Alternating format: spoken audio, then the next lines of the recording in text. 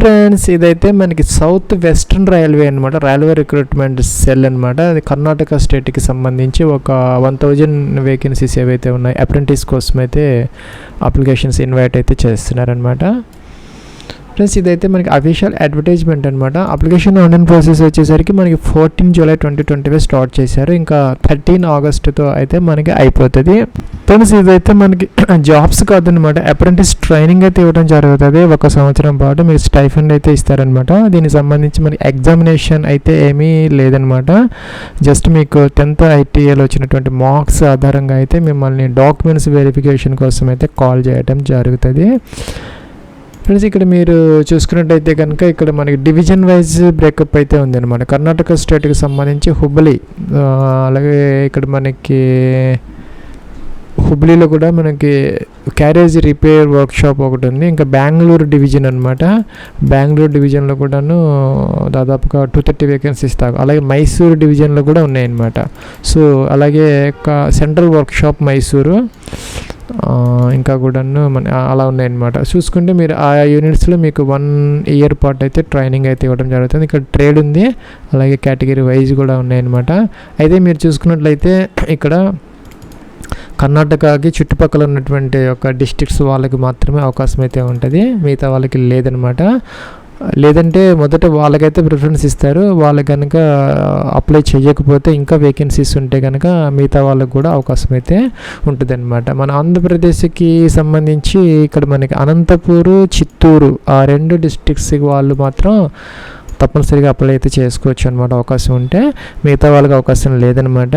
So Andhra Pradesh నుంచి అనంతపూరు, చిత్తూరు డిస్ట్రిక్ట్స్కి సంబంధించిన వాళ్ళు దీనికి ఎలిజిబుల్ అయితే అవుతారు. మిగతా వాళ్ళు కూడా అప్లై అయితే చేసుకోవచ్చు, ఏ ప్రాబ్లం లేదు. ఇక్కడ వేకెన్సీస్ కనుక మిగిలిపోతే వాళ్ళకి మాత్రం ఇస్తారు, లేకపోతే కనుక అవకాశం అయితే ఉండదు అనమాట. ప్లస్ ఎలిజిబిలిటీ క్రైటీరియా చూసుకుంటే కనుక 15 నుంచి 24 సంవత్సరాల మధ్య అయితే ఉండాలన్నమాట. 15 to 24 ఇయర్స్. SC ST వాళ్ళకైతే కనుక 29 ఇయర్స్. OBC వాళ్ళు వచ్చేసరికి 27 అంటే 27 ఏళ్ళ దాకా. PWD క్యాండిడేట్స్కి వచ్చేసరికి 34 సంవత్సరాల దాకా అవకాశం అయితే ఉంటుంది అనమాట. ఇంకా కూడాను 10th క్లాసు అలాగే ITIలో మీకు మినిమం 50% అంటే 50% మినిమం అయితే వచ్చి ఉంటే సరిపోతుంది, అప్లై అయితే చేసుకోవచ్చు. ప్లస్ ఇంకా కూడా చూసుకుంటే ఫీజు అనేది ఇక్కడ మనకి SC ST ఉమెన్ క్యాండిడేట్స్కి, PWD క్యాండిడేట్స్కి ఫీజు లేదనమాట. ఇంకా కూడా మనకి OBC అలాగే జనరల్ క్యాండిడేట్స్కి, EWS క్యాండిడేట్స్కి అలాగే మేల్ క్యాండిడేట్స్కి మాత్రమే 100 రూపీస్ అయితే పే చేస్తే సరిపోతుంది. ఇంకా అప్లై చేసుకోవడానికి మన 10th క్లాస్ మార్క్ షీట్స్ కావాలి, ITIకి సంబంధించినటువంటి సర్టిఫికేట్, అలాగే మార్క్స్ మెమోస్ కావాలి, ఇంకా కేటగిరీ సర్టిఫికేట్ కావాలన్నమాట. SC ST OBC EWS సంబంధించి ఫోటోగ్రాఫ్, సిగ్నేచర్ 1 MB వరకు కావాలి. ఇంకా ఎక్స్ సర్వీస్ మ్యాన్ ఎవరన్నా ఉంటే దానికి సంబంధించినటువంటి ఫామ్స్ దగ్గర పెట్టుకుంటే ఈజీగా అప్లై అయితే చేసుకోవచ్చు అనమాట. ఫ్రెండ్స్, ఇక్కడ మనకి ఈ 2 డిస్ట్రిక్ట్స్ కాకుండా అనంతపురం, చిత్తూరు కాకుండా ఆంధ్ర, తెలంగాణ నుంచి ఎవరైనా కూడా అప్లై అయితే చేసుకోవచ్చు. అయితే ఈ కర్ణాటక నుంచి ఈ చుట్టుపక్కల డిస్ట్రిక్ట్స్ వాళ్ళు కనుక అప్లై చేయకపోతే మీకు అవకాశం అయితే ఉంటుంది. అలాగే అనంతపురం, చిత్తూరు మాత్రం మామూలుగా వాళ్ళకి మెరిట్ ప్రకారం వాళ్ళకైతే అవకాశం అయితే తప్పనిసరిగా అయితే ఉంటుంది, అప్లై అయితే చేసుకోవచ్చు. క్లిక్ చేస్తే ఇక్కడ ఎలాగైతే వచ్చింది ఫాము. ఫ్రెండ్స్, ఇక్కడ మనం ఏం చేయాలంటే ఫస్ట్ ఇక్కడ పైకి వచ్చేస్తే మనకి మొదట ఇక్కడ స్టార్ట్ రిజిస్ట్రేషన్ ఉంది. మొదట రిజిస్ట్రేషన్ చేసుకోవాలి, తర్వాత డీటెయిల్స్ సేవ్ చేసుకో, తర్వాత అప్లోడ్ డాక్యుమెంట్స్ అయితే ఉన్నాయి. Photo, signature, 10th class, ITI, caste certificate, SC ST OBC ఇంకా EWS ఇంకా PWD వాళ్ళు కనుక అప్లై చేస్తూ ఉంటే వాళ్ళ సర్టిఫికేట్స్ అయితే మనం అప్లోడ్ చేయాలి. ఇంకా domicile certificate for residents of Karnataka only. Karnataka నుంచి ఎవరైనా అప్లై చేస్తుంటే వాళ్ళు మాత్రం ఈ డొమిసైల్ సర్టిఫికేట్ అంటే పర్మనెంట్ రెసిడెంట్ సర్టిఫికేట్ అనమాట. వాళ్ళైతే కర్ణాటక వాళ్ళు మాత్రమే. ఇప్పుడు ఆంధ్ర, తెలంగాణ నుంచి అప్లై చేస్తూ ఉంటే అవసరమైతే లేదనమాట. ఇవన్నీ అప్లోడ్ చేస్తే సరిపోతుంది. ఇంకా కిందకి వచ్చేస్తే మనం ఇక్కడ ప్రివ్యూ అప్లికేషన్ చూసుకోవాలి, ఇంకా పేమెంట్ చేసుకోవాలి. ఉన్నవాళ్ళు SC ST PWD మనకి ఫీజు లేదనమాట. ఇంకా కిందకి వచ్చేస్తే ఇక్కడ మీ యొక్క నేమ్ 10th క్లాస్ ప్రకారం యాజ్ ఇట్ ఈజ్గా ఇక్కడ మెన్షన్ చేయాలి. మీకు ఆధార్ కార్డు నెంబర్ ఏదైతే ఉందో 12 డిజిట్ ఇక్కడ మెన్షన్ చేయాలి. మీ యొక్క mobile number 10 digit mobile number enter చేయాలి. మీ యొక్క ఈమెయిల్ ID ఇక్కడ ఎంటర్ చేసేసి ఇది టిక్ ఆన్ చేసేసి మనం స్టార్ట్ రిజిస్ట్రేషన్ అనే బటన్ మీద అయితే క్లిక్ అయితే చేయాలి. ఫ్రెండ్స్, మనకి నెక్స్ట్ ఇలాగైతే వచ్చిందనమాట. Thank you so and so your details were submitted successfully, your registration number so and so అని వచ్చిందనమాట. మన kindly login by entering OTP code sent by you mobile number. మన మొబైల్ నెంబర్కి ఒక ఓటీపీ పంపించారని చెప్తున్నారు. దాని ద్వారా మనం అయితే లాగిన్ అయితే అవ్వాలన్నమాట. ఇక్కడ ఓటీపీ ఉంది, ఎంటర్ ఓటీపీ అనేది మన మొబైల్కి వచ్చినటువంటి ఆ ఓటీపీ నెంబర్ని ఇక్కడ మెన్షన్ చేసి మనం సబ్మిట్ అయితే చేయాలన్నమాట. ఫ్రెండ్స్, మనం ఇక్కడ ఏం చేసామంటే ఓటీపీ డీటెయిల్స్ ఇచ్చేసి లాగిన్ అయ్యామన్నమాట. ఇక్కడ మనకి గ్రీన్ కలర్ చూపించినటువంటి బేసిక్ డీటెయిల్స్ అయితే అయిపోయినాయి అనమాట. ఇక్కడ మనకి కంప్లీటెడ్ అని వచ్చిందనమాట. ఇక్కడ పర్సనల్ డీటెయిల్స్ అనే దాని దగ్గర ఇన్ ప్రోగ్రెస్ అని ఉంది, అంటే మనం ఇవన్నీ ఫిల్ అవుట్ చేయాలని అర్థం అనమాట. కిందకి రావాలి. మీరు మేల్ అయితే ఇలా అట్టు పెట్టుకోవచ్చు, లేదంటే మీరు ఫీమేల్ అయితే కనుక దీని మీద అయితే క్లిక్ అయితే చేయాలి. ఫ్రెండ్స్, ఇక్కడ మీరు కనుక మేల్ అయితే దీని మీద క్లిక్ చేయాలి, మీ ఫీమేల్ అయితే దీని మీద క్లిక్ చేయాలి. డేట్ ఆఫ్ బర్త్ కోసం ఇక్కడ క్యాలెండర్ అయితే ఇచ్చారు. ఇక్కడ నుంచి మీరు మొదట ఇయర్ సెలెక్ట్ చేసుకోవాలి, తర్వాత మంత్ ఇలాగ సెలెక్ట్ చేసుకోవాలి, తర్వాత ఇక్కడ డే సెలెక్ట్ చేసుకోవాలి. ఇలాగ మీరు సెలెక్ట్ చేసుకుంటే మీకు డేట్ ఆఫ్ బర్త్ ఇక్కడ వస్తుంది. ఇక కేటగిరీ, మీకు కేటగిరీ ఎస్సీనా ఎస్టీనా మీరు ఏదైతే దాని మీద క్లిక్ చేయాలన్నమాట. సపోజ్ ఓబీసీ అయితే ఇలాగా, ఎస్సీ అయితే ఇలాగా దాని మీద క్లిక్ చేసి ఆటోమేటిక్గా వచ్చేస్తుంది. ఇంకా ఇక్కడ ఎస్సీ ఇచ్చాం కాబట్టి ఇక్కడ ఎస్సీ సర్టిఫికేట్ నెంబరు అదైతే మనం ఎంటర్ చేయాలన్నమాట. అలాగే అది ఎప్పుడు ఇష్యూ చేశారు మనకి caste certificate number, date number, date ఈ రెండు ఎంటర్ చేయాలన్నమాట. అలాగే సబ్ క్యాస్ట్, మీరు ఆ సబ్ క్యాస్ట్ ఏదైతే ఉందో ఎస్సీలో అది ఇక్కడ ఎంటర్ చేయాలన్నమాట. ఇంకా ఇష్యూయింగ్ అథారిటీ, ఎవరు దీన్ని ఇష్యూ చేశారంటే ఎంఆర్ఓను లేకపోతే మనకి తహసీల్దారా అదే ఎంటర్ చేయాలి. అదే మీరు కనుక ఇక్కడ అన్రిజర్వ్డ్ ఇచ్చారనుకోండి అవన్నీ ఏమి ఉండవు అనమాట. డైరెక్ట్గా మీరు కిందకైతే వెళ్ళిపోవచ్చు. ఇక్కడ మీ యొక్క మదర్స్ నేమ్ ఇక్కడ ఎంటర్ చేయాలి యాజ్ పర్ 10th క్లాస్, లేదంటే మార్క్ లిస్ట్ ప్రకారం మీ యొక్క ఫాదర్స్ నేమ్ ఇక్కడ ఎంటర్ చేయాలి. మీ యొక్క permanent address, door number, flat నెంబర్తో సహా కంప్లీట్గా స్ట్రీట్, అలాగే సిటీ, అలాగే డిస్ట్రిక్ట్ అనమాట. మీ జిల్లా, మీ యొక్క సిటీ ఏంటి, అలాగే మీ యొక్క స్టేట్ ఏంటి, ఆంధ్రానా తెలంగాణనా ఏంటి, పిన్ కోడ్ కూడా మనం ఇక్కడ ఇలాగా అయితే ఎంటర్ చేయాలి. కిందకి రావాలన్నమాట. ఇక్కడ ఫోటోగ్రాఫ్ అయితే కనుక ఇక్కడ మనం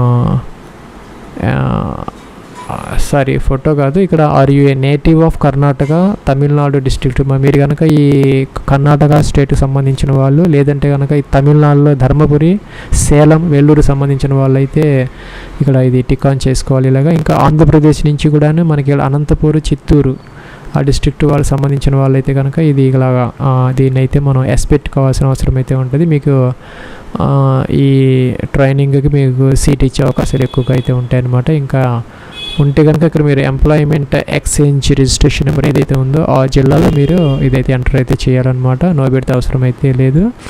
సో ఇక్కడ మీరు ఆ జిల్లాలకు సంబంధించి ఎంప్లాయ్మెంట్ ఎక్స్చేంజ్ నెంబర్ అయితే ఎంటర్ అయితే చేయాలి. ఇంకా పీడబ్ల్యూ క్యాండిడేట్స్ అయితే పెట్టాలి, లేకపోతే కనుక ఏం చేయక్కర్లేదు అనమాట, వదిలేయచ్చు. ఎక్స్ సర్వీస్ మ్యాన్ అయితే అదర్వైజ్ నో అనమాట. ఇంకా వార్డ్ ఆఫ్ సర్వింగ్ అయితే రిటైర్డ్ రైల్వే ఎంప్లాయీస్ అయితే కనుక పెట్టాలి, అదర్వైజ్ అయితే మనం ఏం చేయక్కర్లేదు అనమాట.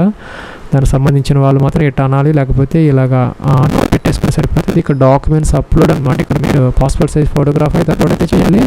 ఇక్కడ జేపీజీ ఫార్మేట్, లేదంటే పిఎన్జీ, లేదంటే టిఫ్ ఏదైనా పర్వాలేదు, ఏదో ఒక ఫార్మేట్లో మనం ఇక్కడ మీద క్లిక్ చేసి మనం చేసుకుంటే ఆటోమేటిక్గా వచ్చేస్తుంది. అలాగే సిగ్నేచరు, అలాగే ఎంప్లాయ్మెంట్ రిజిస్ట్రేషన్ కార్డ్ ఏదైతే ఉందో అది అప్లోడ్ చేసిన తర్వాత ఇక్కడ ప్రొసీడ్ అనే బటన్ ఉంది, దీని మీద క్లిక్ అయితే చేయాలన్నమాట. నెక్స్ట్ మనకి క్వాలిఫికేషన్ డీటెయిల్స్ అయితే మనం ఎంటర్ అయితే చేయాలి.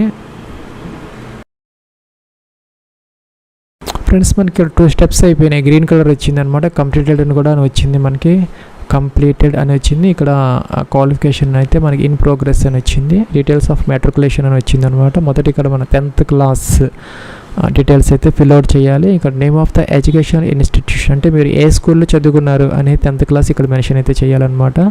అలాగే నేమ్ ఆఫ్ ద బోర్డ్, మీ సిబిఎస్ఈనా లేకపోతే తెలంగాణ లేదంటే ఏపీ సెకండరీ స్కూల్ ఎడ్యుకేషన్ ఏదైతే అదైతే ఇక్కడ మెన్షన్ అయితే చేయాలి. అలాగే రిజిస్ట్రేషన్ నెంబర్ అనమాట, మీకు రిజిస్ట్రేషన్ నెంబర్ అయితే దాంట్లో ఉంటుంది 10th క్లాస్ మార్క్ లిస్ట్లో. అలాగా ఇంకా డేట్ ఆఫ్ పాసింగ్, మీరు ఎప్పుడు పాస్ అయ్యారు ఇదైతే మెన్షన్ అయితే చేయాలి. ఇలాగా ఎలా మెన్షన్ అయితే చేయాలి. కిందకి రావాలన్నమాట. ఇంకా మార్క్స్ స్కోర్డ్ ఇఫ్ సిజిపిఏ అంటే టోటల్ అవుట్ ఆఫ్ 10 మీకు మార్క్స్ ఎన్ని వచ్చినాయి అనేది మెన్షన్ అయితే చేయాలి. లేకపోతే కనుక ఇక్కడ మనకి సిజిపిఏ అయితే కనుక అవుట్ ఆఫ్ 10కి మీకు ఎంత వచ్చినాయి, లేకపోతే కనుక ఈ మార్క్స్ అయితే కనుక మీకు 600కి ఎన్ని మార్క్స్ వచ్చాయి, సిజిపి అయితేనే మీకు 10 గ్రేడ్కి మీకు ఎంత వచ్చింది అదైతే మెన్షన్ అయితే చేయాలి. Please refer instructions given in 4.1 అని ఇచ్చారనమాట నోటిఫికేషన్లో మనకి 4.1. ఫ్రెండ్స్ ఇక్కడ మనకి 4.1 అన్నమాట engagement will be on the basis of merit list అని ఇచ్చారు. మినిమం అయితే 50% అయితే ఉండాలన్నమాట 10th క్లాస్.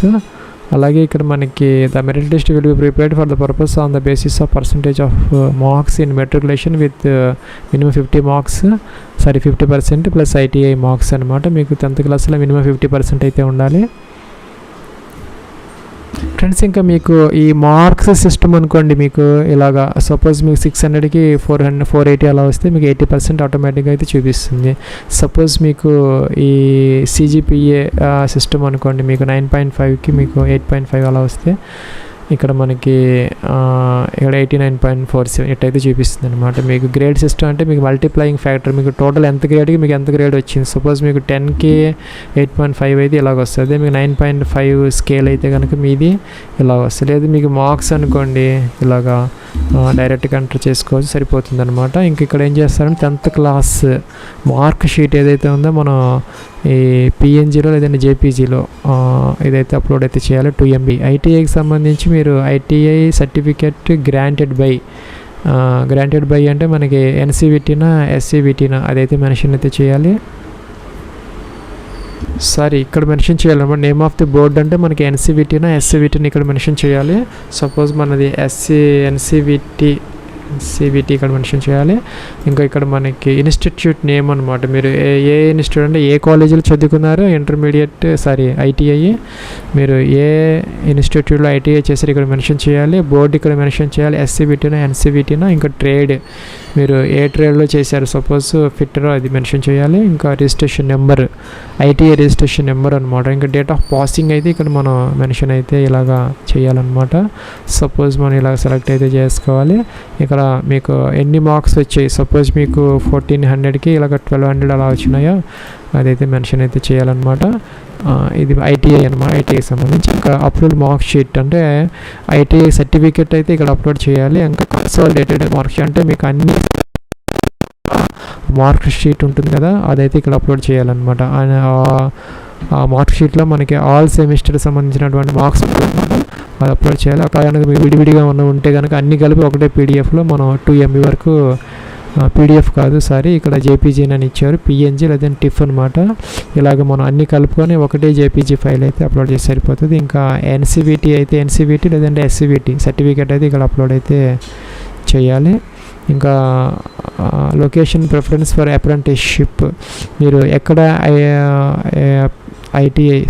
ట్రైనింగ్ చేయాలనుకుంటున్నారు దాని ప్రిఫరెన్స్ బెంగళూరులో చేయాలనుకుంటున్న ట్రైనింగ్ మైసూర్ హుబ్లీనా ఇదే సెలెక్ట్ చేసుకోవచ్చు. తర్వాత ఇక్కడ టికాన్ చేయాలి. టికాన్ చేసి మనం ప్రొసీడ్ అయితే చేయాలన్నమాట. ఫ్రెండ్స్ మనకి ఇక్కడ 3 స్టెప్స్ కంప్లీట్ అయితే అయిపోయినాయి. లాస్ట్ దీంట్లో అయితే ఉన్న ప్రివ్యూ అనమాట. మన కింద మన అప్లికేషన్ ఫామ్ అయితే ప్రివ్యూ అయితే కనపడుతుంది. మనం ఇచ్చినటువంటి ఆల్ డీటెయిల్స్ మన ఫోటో అన్నీ వస్తున్నాయి. మనం చెక్ చేసుకోవాలి. ఏదైనా ఎర్రర్స్ ఉంటే మనం సపోజ్ మనకి బేసిక్ డీటెయిల్స్లో కనుక ఏదైనా మోడిఫికేషన్స్ ఎడిట్ కావాలనుకుంటే దీని మీద క్లిక్ చేయాలి. ఇంకా ఈ పర్సనల్ డీటెయిల్స్లో ఏదైనా ఇన్ఫర్మేషన్ మార్చుకోవాలని దీని మీద క్లిక్ చేయాలి.